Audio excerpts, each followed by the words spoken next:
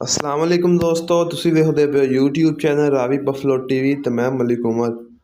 अज तुहानू इस वीडियो दो बैंसां विखावांगे। दोस्त वीडियो एंड तक जरूर वेखन।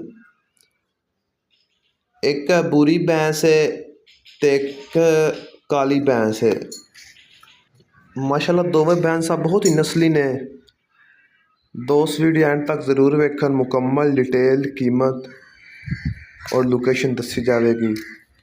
अगे बढ़न तो पहले जो दोस्त चैनल ते नए ने चैनल को सबसक्राइब कर लो ताकि जानवरों की वीडियो तो हाडे तक बआसानी पहुँचती रहे।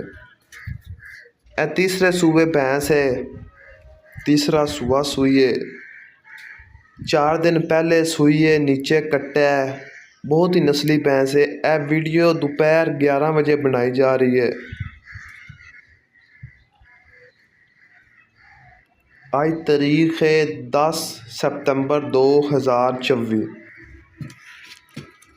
दोवें बैंसां बहुत ही नस्ली ने, प्योर दरियाए रावी दियां बैंसां ने।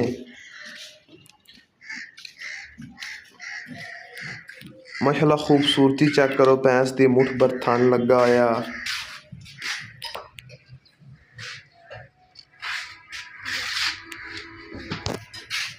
बहुत ही नस्ली भैंस है।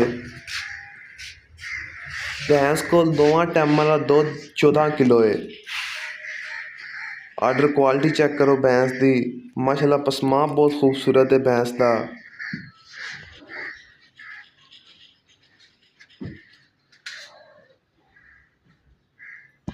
सिंगल हड्डी दी भैंस है। नीचे कट्टा है। 4 दिन पहले सूई है।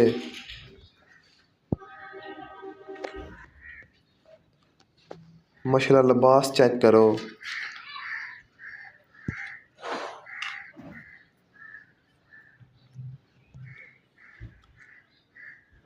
जेड़े भाई नू पसंद होवे राबता कर सकदा है। यह भैंस नंबर 2 है। यह भी तीसरा सूआ सूई है। यह 5 दिन पहले सूई है। थले इंदे कट्टा है। माशाल्लाह खूबसूरती चेक करो भैंस दी। आर्डर क्वालिटी चेक करो। मुठ भर थन लगा होया है। लिबास चेक करो भैंस दा। यह भी भैंस तीसरा सूआ सूई है। प्योर दरियाए रावी दी भैंस है। बहुत सारे लोग मंडी ते जाओ 99% लोग सीधा दा नाम लैके भैंस बेचदे ने जो कि होंदियां नहीं ने। यह प्योर सीध वाले दरियाए रावी दियां भैंसां ने।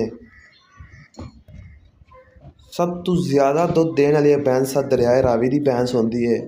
ये प्योर दरियाए रावी दी भैंस है। दरियाए रावी साडे इलाके तो बिल्कुल 1-2 किलोमीटर तो इत्थों दरियाए रावी बह रहा है। माशाल्लाह खूबसूरती चेक करो, कशिश चेक करो भैंस दी। बहुत ही पावर वाला थन लगा होया है। ये भैंस को दोवां टाइमां दा दुध 16 किलो है। अगले थन कट्टी नू छड्ड के पिछले थना दी चुआई करी दी है। दोवां टाइमां दा दुध 15 तो 16 किलो है भैंस को।